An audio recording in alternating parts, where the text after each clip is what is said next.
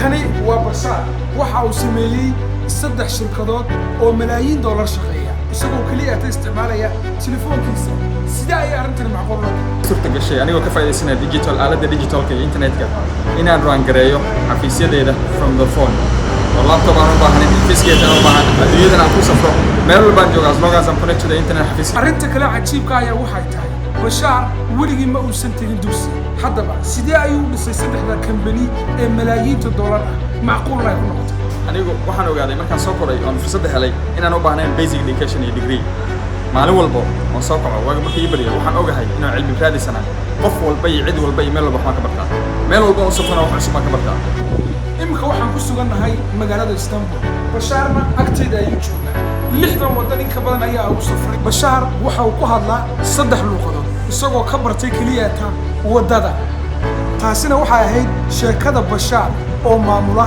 3 company oo waaweyn isagoo isticmaalaya kaliya telefoonkiisa maanta intaas ayuu nagu yahay muuqaalkeena show. Thank you so much. والله سنة صح. أنا جينا أنا ليلة كفاية سندوران. كوني كوكب بدنا سمعتنا إن شاء الله. مقالة كلا ودون. كيف بس مقالة إسطنبول. أرجسي إسطنبول مسكارنا. وأنا جايو. مقالة كلا.